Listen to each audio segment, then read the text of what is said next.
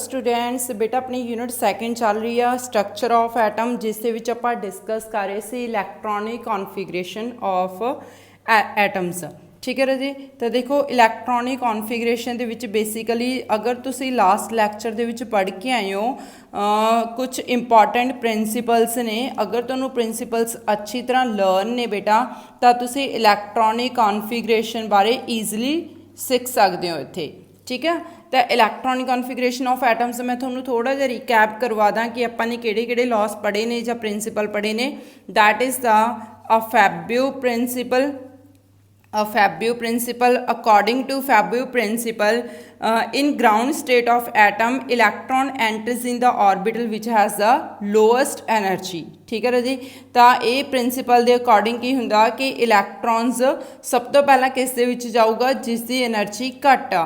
ठीक है। तो हुण देखो इलैक्ट्रॉन सब तो पहला किस दे विच जांदा बेटा 1s च, then 2s, then 2p clear, then उस बाद 3s। तो इस अकॉर्डिंग इलैक्ट्रॉन्स जाते हैं according to the Aufbau principle. Clear है बेटा। उस बाद अपने को सैकेंड प्रिंसीपल सीगा that is the Bohr Bury rule. Most important rule है ये बोहर-बरी रूल। बोहर-बरी रूल के अकॉर्डिंग की सीगा बेटा जिसकी n+l की वैल्यू लो आ। बोहर-बरी रूल के अकॉर्डिंग की होया कि जिसकी n+l की वैल्यू की आ स्मॉल, उसकी एनर्जी की होनी आ घट, तो जिसकी एनर्जी घट होंदी आ इलैक्ट्रॉन पहला उस च जांदा। ठीक है बेटा। दैन उस तो बाद अपने पढ़िया सी next Pauli exclusion principle. Third की है बेटा अपने को पॉली एक्सक्लूजन प्रिंसीपल। तो पॉली एक्सक्लूजन प्रिंसीपल के अकॉर्डिंग की सीगा कि अगर अपने को ऑर्बिटल्स ने तो ऑर्बिटल्स के विच जिहड़ा इलैक्ट्रॉन आ वो एक ऑर्बिटल के विच मैक्सिमम 2 इलैक्ट्रॉन जा सकते हैं, वो भी ऑपोजिट स्पिन के नाल। ठीक है। तो पॉली एक्सक्लूजन प्रिंसीपल के अकॉर्डिंग की होगा बेटा कि एक ऑर्बिटल के विच मैक्सिमम 2 इलैक्ट्रॉन्स जाणगे, वो भी ऑपोजिट स्पिन के नाल। उस तो बाद नैक्सट फोर्थ रूल किहड़ा दस्सिया सीगा बेटा तुहानूं हंस रूल। फोर्थ रूल की सीगा बेटा हंस रूल। हंस रूल के अकॉर्डिंग की सीगा कि अगर अपने कोल सेम एनर्जी लैवल के उत्ते ऑर्बिटल्स पे ने like degenerate orbitals. Degenerate orbitals किहड़े हुंदे ने जिन्हां दा इक्को ही एनर्जी लैवल होवे, मतलब सेम एनर्जी लैवल होवे। For example P they 3 orbital degenerate हुंदे ने, डी दे 5 ऑर्बिटल डीजनरेट हुंदे ने। तो same p x p y p z ये अपने को की ने डीजनरेट ऑर्बिटल्स ने। ठीक है बेटा। तो पहला इन्होंने अगर अपन इलैक्ट्रॉन्स फिल करने तो फर्स्टली इलैक्ट्रॉन्स हर एक ऑर्बिटल के सिंगल फिल्ड होना, दैन उस तो बाद की होनी है इन्हां दी पेयरिंग। क्लीयर बेटा। तो मतलब पेयरिंग उदों तक नहीं हुंदी हैगी इत्थे इलैक्ट्रॉन्स की जदों तक इलैक्ट्रॉन ऑर्बिटल दे विच सिंगली फिल्ड नहीं हुंदा। जदों सारे इलैक्ट्रॉन सिंगली फिल्ड हो जाते हैं, ठीक है, मतलब फुली सिंगल फिल्ड हो जाएंगे एक ऑर्बिटल्स दे विच, फिर उस बाद इलैक्ट्रॉन्स की पेयरिंग होनी स्टार्ट होंदी आ। क्लीयर बेटा। तेनों भाई कह दें हंस रूल। ठीक है जी। तो हुण इन्हां चारों रूल्स नूं अप्लाई करते हुए, ठीक है, तो आपां इलैक्ट्रॉनिक कॉन्फिगरेशन बारे सीखते हैं बेटा एटम्स की। तो मैं तुहानूं एक सिंपल फॉर्म दे विच भी दस्सिया सीगा कि इलैक्ट्रॉनिक कॉन्फिगरेशन तुसीं इस फॉर्म दे विच लिख सकते हो 1s 2s 2p, दैन उस बाद 3s 3p 3d। क्लीयर बेटा। उस तो बाद 4s 4p 4d 4f, then 5s 5p 5d 5f। Clear. Then diagonally lines draw करनी सीगे बेटा तुसी ने। ठीक है। तो ये अकॉर्डिंग ही तुसी इलैक्ट्रॉन्स फिल करने ने। तो देखो पहला अपने को इलैक्ट्रॉन 1s दे विच, फिर उस बाद 2s, दैन नैक्सट किस सारे है बेटा 2p च, दैन 3s तो बाद अगे इस तरह जानिए ने बेटा ये मतलब जिहड़ियां लाइनस ने गियां पजल नहीं होना इस विच। 2p तो 3s तो बाद अपने को क्या रहा 3p 4s, दैन उस तो बाद 3p 4s, दैन उस बाद 3d 4p 5s 3d 4p 5s। Clear है बेटा। एंड सो ऑन ऐदा ही चली जाएंगे। इस इलैक्ट्रॉन्स अगर फिल करने तुसीं तो मैं लास्ट लैक्चर के अच्छी तरह समझाया सीगा बेटा तुहानूं ये। तो हुण जस्ट थोड़ा जिहा रिकैप करते हुए आपां हुण नैक्सट टॉपिक कर देंगे कि आपां इन्हां दी इलैक्ट्रॉनिक कॉन्फिगरेशन नूं किद्दां लिख सकते हैं। क्लीयर है बेटा। तो सब तो पहला आपां अटोमिक नंबर 1 तो स्टार्ट करते हैं। Atomic number 1। अटोमिक नंबर 1 किसका हुंदा बेटा हाइड्रोजन का। ਹਾਈਡਰੋਜਨ। ਫਸਟ ਆਫ ਆਲ ਤੁਹਾਨੂੰ ਇੱਥੇ ਐਲੀਮੈਂਟਸ ਲਰਨ ਹੋਣੇ ਚਾਹੀਦੇ ਨੇ ਵਿਦ ਅਟੋਮਿਕ ਨੰਬਰ। ਤਾਂ ਅਟੋਮਿਕ ਨੰਬਰ 1 ਕਿਸ ਤਰ੍ਹਾਂ ਹੁੰਦਾ ਹਾਈਡਰੋਜਨ ਦਾ, ਤਾਂ ਹਾਈਡਰੋਜਨ ਦੇ ਕੋਲ ਇੱਕੋ ਹੀ ਇਲੈਕਟ੍ਰੋਨ ਆ, ਜਿੰਨਾ ਅਟੋਮਿਕ ਨੰਬਰ ਹੁੰਦਾ ਬੇਟਾ ਉਨੇ ਕੀ ਹੁੰਦੇ ਨੇ ਇਲੈਕਟ੍ਰੋਨਸ। ਤਾਂ ਇਹਦੇ ਕੋਲ ਇੱਕੋ ਹੀ ਇਲੈਕਟ੍ਰੋਨ ਆ ਤੇ ਇਸ ਦੀ ਇਲੈਕਟ੍ਰੋਨਿਕ ਕਨਫੀਗਰੇਸ਼ਨ ਕੀ ਹੋਣੀ ਆ 1s1 ਕੀ ਹੋਣੀ ਹੈ ਬੇਟਾ 1s1 ਠੀਕ ਹੈ। ਦੈਨ ਉਸ ਤੋਂ ਬਾਅਦ ਨੈਕਸਟ ਦੇਖੋ ਸੈਕਿੰਡ ਆਪਣੇ ਕੋਲ ਅਟੋਮਿਕ ਨੰਬਰ ਕਿਸ ਆ ਰਿਹਾ atomic number 2 that is of helium. ਕਿਸ ਆ ਰਿਹਾ ਬੇਟਾ ਹੀਲੀਅਮ। ਅਟੋਮਿਕ ਨੰਬਰ 2 ਦਾ ਮੀਨਿੰਗ ਕੀ ਹੋਇਆ ਕਿ ਆਪਣੇ ਕੋਲ ਇੱਥੇ 2 ਇਲੈਕਟ੍ਰੋਨਸ ਫਿਲ ਕਰਨੇ ਨੇ ਠੀਕ ਹੈ। ਤਾਂ ਹੀਲੀਅਮ ਦੇ ਕੇਸ ਦੇ ਵਿੱਚ ਪਹਿਲਾ ਇਲੈਕਟ੍ਰੋਨ 1s 'ਚ ਜਾਊਗਾ, ਫਿਰ ਉਸ ਤੋਂ ਬਾਅਦ ਇੱਕ ਆਰਬਿਟਲ ਦੇ ਵਿੱਚ ਮੈਕਸਿਮਮ 2 ਇਲੈਕਟ੍ਰੋਨ ਫਿਲ ਹੁੰਦੇ ਨੇ। ਤਾਂ ਅਗਰ 1s1 ਹੁੰਦਾ ਫਿਰ ਹਾਈਡਰੋਜਨ ਸੀ, ਅਗਰ 2 ਇਲੈਕਟ੍ਰੋਨਸ ਫਿਲ ਕਰਤੇ ਤਾਂ 1s2। ਇਹ ਆਪਣੇ ਕੋਲ ਕੀ ਆ ਗਿਆ ਬੇਟਾ ਹੀਲੀਅਮ ਆ ਗਿਆ ਠੀਕ ਹੈ। ਹੀਲੀਅਮ ਦੀ ਇਲੈਕਟ੍ਰੋਨਿਕ ਕਨਫੀਗਰੇਸ਼ਨ ਕੀ ਆ ਗਈ ਬੇਟਾ 1s2 ਕਲੀਅਰ। ਦੈਨ ਉਸ ਤੋਂ ਬਾਅਦ ਨੈਕਸਟ ਦੇਖੋ ਹਾਈਡਰੋਜਨ ਹੀਲੀਅਮ, ਫਿਰ atomic number 3 atomic number 3 atomic number 3 ਕਿਸ ਦਾ ਹੁੰਦਾ ਹੈਗਾ ਬੇਟਾ ਲਿਥੀਅਮ। ਕਿਸ ਦਾ ਹੁੰਦਾ ਪੁੱਤਰ ਲਿਥੀਅਮ ਦਾ। ਤਾਂ ਲਿਥੀਅਮ ਦੇ ਵਿੱਚ ਇਲੈਕਟ੍ਰੋਨਿਕ ਕਨਫੀਗਰੇਸ਼ਨ ਕਿਸ ਤਰ੍ਹਾਂ ਹੋਊਗੀ ਲਿਥੀਅਮ ਲਿਥੀਅਮ।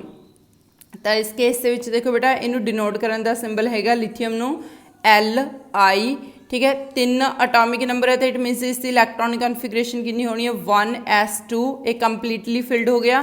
ਨੈਕਸਟ ਟਰਨ ਕਿਹਦੀ ਆਉਣੀ ਹੈ ਬੇਟਾ 2s ਆਰਬਿਟਲ ਦੀ 1s2 2s1 ਠੀਕ ਹੈ। ਦੈਨ ਉਸ ਤੋਂ ਬਾਅਦ ਨੈਕਸਟ ਆਪਣੇ ਕੋਲ ਅਟੋਮਿਕ ਨੰਬਰ 3 ਤੋਂ ਬਾਅਦ atomic number 4 atomic number 4 atomic number 4 ਕਿਸ ਦਾ ਹੁੰਦਾ ਰਾਜੇ that is of atomic number 4 is beryllium beryllium BE। ਤੈਨੂੰ ਰਿਟਨ ਦੇ ਫਾਰਮ ਦੇ ਵਿੱਚ ਅਗਰ ਆਪਾਂ ਲਿਖੀਏ ਤਾਂ ਸਪੈਲਿੰਗ ਦੇਖ ਲਓ ਬੇਟਾ ਬਰੇਲੀਅਮ ਕਲੀਅਰ। ਦੈਨ ਉਸ ਤੋਂ ਬਾਅਦ ਇਸ ਦੀ ਇਲੈਕਟ੍ਰੋਨਿਕ ਕਨਫੀਗਰੇਸ਼ਨ ਕਿੰਨੀ ਹੋਣੀ ਆ ਬਰੇਲੀਅਮ ਦਾ 4 ਅਟੋਮਿਕ ਨੰਬਰ ਆ that means 1s2 2s2 1s2 2s2 clear. ਤਾਂ ਟੋਟਲ 4 ਇਲੈਕਟ੍ਰੋਨ ਫਿਲ ਕਰਨੇ ਨੇ ਆਪਾਂ ਨੇ ਤਾਂ ਇਸ ਦੀ electronic configuration 1s2 2s2 clear ਹੈ ਬੇਟਾ। ਤਾਂ ਐਦਾਂ ਹੀ ਨੈਕਸਟ ਅਟੋਮਿਕ ਨੰਬਰ ਕਰਦੇ ਹਾਂ atomic number 5 atomic number 5 atomic number 5 ਕਿਸ ਦਾ ਹੁੰਦਾ ਬੇਟਾ ਬੋਰੋਨ ਦਾ। ਕਿਸ ਦਾ ਹੁੰਦਾ ਰਾਜੇ ਬੋਰੋਨ। ਤਾਂ ਇਸਦਾ ਡਿਨੋਟਿੰਗ ਸਿੰਬਲ ਕੀ ਹੈਗਾ ਕੈਪੀਟਲ B। ਤਾਂ B ਇਸ ਦੀ ਇਲੈਕਟ੍ਰੋਨਿਕ ਕਨਫੀਗਰੇਸ਼ਨ 5 ਇਲੈਕਟ੍ਰੋਨਸ ਫਿਲ ਕਰਨੇ ਨੇ ਆਪਾਂ ਨੇ ਤਾਂ 1s2 ਦੈਨ ਉਸ ਤੋਂ ਬਾਅਦ 2s2 ਦੈਨ ਉਸ ਤੋਂ ਬਾਅਦ 2p1 1s2 2s2 2p1 clear ਹੈ ਬੇਟਾ। ਤਾਂ ਇਸ ਦਾ ਕੀ ਆ ਗਿਆ ਇਲੈਕਟ੍ਰੋਨ ਫਿਲ ਕਰਨ ਦਾ ਵੇ ਠੀਕ ਹੈ ਬੇਟਾ। ਬਟ ਇਹ ਸਾਰਾ ਕੁਝ ਤਾਂ ਤੁਸੀਂ ਬਹੁਤ ਈਜ਼ੀ ਕਰ ਲਓਗੇ। ਬੇਸਿਕਲੀ ਬੇਟਾ ਤੁਹਾਨੂੰ ਇੱਥੇ ਪਹਿਲਾਂ ਐਲੀਮੈਂਟਸ ਸੀਕੁਐਂਸ ਫਾਰਮ ਦੇ ਵਿੱਚ ਲਰਨ ਹੋਣੇ ਚਾਹੀਦੇ ਨੇ। ਤਾਂ ਮੈਂ ਇੱਥੇ ਕੁਝ ਐਲੀਮੈਂਟ ਸੀਕੁਐਂਸ ਫਾਰਮਸ ਦੇ ਵਿੱਚ ਲਿਖਦੀ ਹਾਂ। First atomic number first of all atomic number then ਉਸ ਤੋਂ ਬਾਅਦ ਐਲੀਮੈਂਟ ਅਟੋਮਿਕ ਨੰਬਰ ਐਲੀਮੈਂਟ ਠੀਕ ਹੈ। ਅਟੋਮਿਕ ਨੰਬਰ 1 ਐਲੀਮੈਂਟ ਕਿਹੜਾ ਬੇਟਾ ਹਾਈਡਰੋਜਨ। ਅਟੋਮਿਕ ਨੰਬਰ 2 ਐਲੀਮੈਂਟ ਕਿਹੜਾ ਬੇਟਾ ਲਿਥੀਅਮ। ਦੈਨ ਉਸ ਤੋਂ ਬਾਅਦ atomic number 3 atomic number 3 hydrogen ਕਿਹੜਾ ਹੈ ਬੇਟਾ ਹਾਈਡਰੋਜਨ। ਅਟੋਮਿਕ ਨੰਬਰ 2 ਤੇ ਕੀ ਹੋਗਾ ਬੇਟਾ ਆਪਣੇ ਕੋਲ ਹੀਲੀਅਮ। ਅਟੋਮਿਕ ਨੰਬਰ 3 ਤੇ ਕੀ ਹੋਣਾ ਲਿਥੀਅਮ। ਦੈਨ ਉਸ ਤੋਂ ਬਾਅਦ ਅਟੋਮਿਕ ਨੰਬਰ 4 ਤੇ ਕੀ ਆ ਜਾਊਗਾ ਬੇਟਾ ਆਪਣੇ ਕੋਲੇ ਬਰੇਲੀਅਮ। ਦੈਨ ਉਸ ਤੋਂ ਬਾਅਦ ਅਟੋਮਿਕ ਨੰਬਰ 5 ਤੇ ਕੀ ਆ ਜਾਣਾ ਬੋਰੋਨ। ਦੈਨ ਅਟੋਮਿਕ ਨੰਬਰ 6 ਤੇ ਕੀ ਆ ਜਾਣਾ ਕਾਰਬਨ। ਅਟੋਮਿਕ ਨੰਬਰ 6 ਤੇ ਕੀ ਹੈ ਬੇਟਾ ਆਪਣੇ ਕੋਲ ਕਾਰਬਨ ਠੀਕ ਹੈ। ਦੈਨ ਉਸ ਤੋਂ ਬਾਅਦ atomic number then element atomic number element ਠੀਕ ਹੈ। ਅਟੋਮਿਕ ਨੰਬਰ ਅਗਰ 7 ਹੋਵੇ ਤਾਂ ਆਪਣੇ ਕੋਲ ਕੀ ਆ ਜਾਣਾ ਇੱਥੇ ਨਾਈਟ੍ਰੋਜਨ। ਅਟੋਮਿਕ ਨੰਬਰ 8 ਹੋਵੇ ਤਾਂ ਆਕਸੀਜਨ। ਅਟੋਮਿਕ ਨੰਬਰ 9 ਹੋਵੇ ਤਾਂ ਆਪਣੇ ਕੋਲ ਅਟੋਮਿਕ ਨੰਬਰ 9 ਤੇ ਐਲੀਮੈਂਟ ਆ ਜਾਣਾ ਬੇਟਾ ਨੈਕਸਟ ਫਲੋਰੀਨ। ਉਸ ਤੋਂ ਬਾਅਦ ਅਟੋਮਿਕ ਨੰਬਰ 10 ਤੇ ਆ ਜਾਣਾ ਆਪਣੇ ਕੋਲ ਨਿਓਨ। ਤੇ ਅਟੋਮਿਕ ਨੰਬਰ 11 ਤੇ ਕੀ ਆ ਜਾਣਾ ਬੇਟਾ ਸੋਡੀਅਮ। ਦੈਨ ਉਸ ਤੋਂ ਬਾਅਦ ਅਟੋਮਿਕ ਨੰਬਰ 12 ਤੇ ਕੀ ਆ ਜਾਣਾ ਬੇਟਾ ਮੈਗਨੀਸ਼ੀਅਮ। ਅਟੋਮਿਕ ਨੰਬਰ 11 ਤੇ ਕੀ ਆ ਜਾਣਾ ਸੋਡੀਅਮ ਤੇ ਅਟੋਮਿਕ ਨੰਬਰ 12 ਤੇ ਕੀ ਆ ਜਾਣਾ ਪੁੱਤਰ ਮੈਗਨੀਸ਼ੀਅਮ ਠੀਕ ਹੈ। ਤਾਂ ਇਹ ਤੁਸੀਂ ਲੋਅਰ ਕਲਾਸਿਸ ਦੇ ਵਿੱਚ 10th ਲੈਵਲ ਦੇ ਵੀ ਕਰਕੇ ਆਏ ਹੋ ਬੇਟਾ। ਇਹ ਐਲੀਮੈਂਟਸ ਤੁਹਾਨੂੰ 20 ਤੱਕ ਲਰਨ ਕਰਨ ਨੂੰ ਕਹੇ ਜਾਂਦੇ ਨੇ ਠੀਕ ਹੈ। ਤਾਂ ਆਪਾਂ ਨੇ 12 ਤੱਕ ਕੀਤੇ ਨੇ ਇੱਥੇ ਤਾਂ ਆਪਾਂ ਨੈਕਸਟ ਕਰਦੇ ਹਾਂ ਹੋਰ। ਬਟ ਉਸ ਤੋਂ ਪਹਿਲਾਂ ਆਪਾਂ ਇਹਨਾਂ ਦੇ ਵਿੱਚ ਇਲੈਕਟ੍ਰੋਨਿਕ ਕਨਫੀਗਰੇਸ਼ਨ ਕਰਦੇ ਹਾਂ। ਜਿੱਦਾਂ ਕਿ ਦੇਖੋ ਬੇਟਾ ਹੁਣ ਅਟੋਮਿਕ ਨੰਬਰ 7 ਆ ਤਾਂ 7 ਨਾਈਟ੍ਰੋਜਨ ਦੀ ਇਲੈਕਟ੍ਰੋਨਿਕ ਕਨਫੀਗਰੇਸ਼ਨ ਨੂੰ ਤੁਸੀਂ ਕਿੱਦਾਂ ਲਿਖੋਗੇ? ਨਾਈਟ੍ਰੋਜਨ ਦੀ ਇਲੈਕਟ੍ਰੋਨਿਕ ਕਨਫੀਗਰੇਸ਼ਨ, ਤਾਂ ਇਲੈਕਟ੍ਰੋਨਿਕ ਕਨਫੀਗਰੇਸ਼ਨ ਆਫ ਨਾਈਟ੍ਰੋਜਨ ਕਿੱਦਾਂ ਲਿਖਾਂਗੇ ਬੇਟਾ ਆਪਾਂ ਇਸ ਨੂੰ? ਨਾਈਟ੍ਰੋਜਨ ਦਾ ਐਟੋਮਿਕ ਨੰਬਰ ਕਿੰਨਾ ਰਾਜੇ? 7 ਮਤਲਬ ਇਸ ਦੇ ਵਿੱਚ ਕੀ ਆ ਜਾਊਗਾ ਆਪਣੇ ਕੋਲ 1s2, ਦੈਨ ਉਸ ਤੋਂ ਬਾਅਦ 2s2, ਦੈਨ 7 ਇਲੈਕਟ੍ਰੋਨ ਫਿਲ ਕਰਨੇ ਨੇ। ਨੈਕਸਟ ਟਰਨ ਕਿਸ ਦੀ ਆਉਂਦੀ ਆ? 1s2 2s2 ਤੋਂ ਬਾਅਦ ਕੀ ਆ ਜਾਊਗਾ ਬੇਟਾ ਆਪਣੇ ਕੋਲ 2p ਆਰਬਿਟਲ। ਤਾਂ ਦੇਖੋ ਟੋਟਲ 4 ਇਲੈਕਟ੍ਰੋਨ ਤੇ ਆਪਾਂ ਹੋਰ ਕਿੰਨੇ ਫਿਲ ਕਰੀਏ ਇਸ ਦੇ ਵਿੱਚ? 3, ਤਾਂ ਜੋ ਆਪਣੇ ਕੋਲ ਕਿੰਨੇ ਹੋ ਜਾਣ? 7 ਹੋ ਜਾਣ। ਠੀਕ ਹੈ, ਤਾਂ 1s2 2s2 2p3 ਇਹ ਇਸ ਦੀ ਇਲੈਕਟ੍ਰੋਨਿਕ ਕਨਫੀਗਰੇਸ਼ਨ ਹੋਣੀ ਆ। ਠੀਕ ਹੈ ਬੇਟਾ, ਉਸ ਤੋਂ ਬਾਅਦ ਨੈਕਸਟ ਹੋਰ ਆਲਟਰਨੇਟ ਲੈ ਲੈਂਦੇ ਆਪਾਂ ਇਸ ਦੇ ਵਿੱਚ। ਅਟੋਮਿਕ ਨੰਬਰ 9 ਫਲੋਰੀਨ ਦਾ ਹੁੰਦਾ, ਤਾਂ ਇਸ ਦੀ ਇਲੈਕਟ੍ਰੋਨਿਕ ਕਨਫੀਗਰੇਸ਼ਨ 1s2, ਦੈਨ ਉਸ ਤੋਂ ਬਾਅਦ 2s2, ਦੈਨ ਉਸ ਤੋਂ ਬਾਅਦ 2p3 2p9 ਕਰਨਾ ਆਪਾਂ ਨੇ। ਤਾਂ 9 ਵਾਸਤੇ ਆਪਾਂ ਨੂੰ ਇਲੈਕਟ੍ਰੋਨਸ ਕਿੰਨੇ ਫਿਲ ਕਰਨੇ ਪੈਣਗੇ ਬੇਟਾ? ਇੱਥੇ 5 + 4 ਕਿੰਨਾ ਹੋ ਗਿਆ? 9। ਠੀਕ ਹੈ ਬੇਟਾ, ਤਾਂ ਆਪਣੇ ਕੋਲ 1s2 2s2 2p5 ਹੋਣੀ ਆ ਫਲੋਰੀਨ ਦੀ ਇਲੈਕਟ੍ਰੋਨਿਕ ਕਨਫੀਗਰੇਸ਼ਨ। ਕਲੀਅਰ ਹੈ ਬੇਟਾ। ਦੈਨ ਉਸ ਤੋਂ ਬਾਅਦ ਨਿਓਨ ਦੇ ਕੇਸ ਦੇ ਵਿੱਚ ਅਟੋਮਿਕ ਨੰਬਰ ਕਿੰਨਾ? 10, ਤਾਂ ਕਨਫੀਗਰੇਸ਼ਨ ਕੀ ਹੋਣੀ ਆ? 1s2 2s2, ਦੈਨ ਉਸ ਤੋਂ ਬਾਅਦ 2p6 1s2 2s2 2p6। Clear ਹੈ ਬੇਟਾ। ਨੈਕਸਟ ਆਪਣੇ ਕੋਲੇ ਮੈਗਨੀਸ਼ੀਅਮ ਦਾ ਐਟੋਮਿਕ ਨੰਬਰ ਕਿੰਨਾ ਹੁੰਦਾ? Magnesium the atomic number that is 12, ਤਾਂ ਇਸ ਦੀ ਇਲੈਕਟ੍ਰੋਨਿਕ ਕਨਫੀਗਰੇਸ਼ਨ ਕੀ ਹੋਣੀ ਆ? 1s2 2s2, ਦੈਨ ਉਸ ਤੋਂ ਬਾਅਦ ਆਪਣੇ ਕੋਲ 2p6। ਹੁਣ ਨੈਕਸਟ ਆਰਬਿਟਲ ਕਿਹੜਾ ਹੁੰਦਾ ਬੇਟਾ? 3s। ਇਸ ਦੇ ਵਿੱਚ ਆਪਾਂ ਕਿੰਨੇ ਇਲੈਕਟ੍ਰੋਨਸ ਫਿਲ ਕਰਾਂਗੇ? 2 ਇਲੈਕਟ੍ਰੋਨਸ, ਤਾਂ 1s2 2s2 2p6 3s2। ਠੀਕ ਹੈ ਰਾਜੇ, ਇਹ ਆਪਣੇ ਕੋਲ ਕੀ ਆ ਗਈ? Electronic configuration of magnesium. Clear ਹੈ ਬੇਟਾ।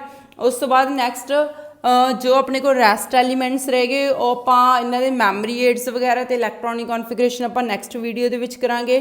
ਫਿਲਹਾਲ ਬੇਟਾ ਤੁਸੀਂ 12 ਤੱਕ ਇਹਨਾਂ ਦੇ ਐਲੀਮੈਂਟਸ ਨੂੰ ਅੱਛੀ ਤਰ੍ਹਾਂ ਲਰਨ ਕਰੋ ਤੇ ਇਹਨਾਂ ਦੀ ਇਲੈਕਟ੍ਰੋਨਿਕ ਕਨਫੀਗਰੇਸ਼ਨ ਨੂੰ ਲਿਖ ਕੇ ਦੇਖੋ। ਓਕੇ ਸਟੂਡੈਂਟਸ, ਥੈਂਕ ਯੂ ਬੇਟਾ।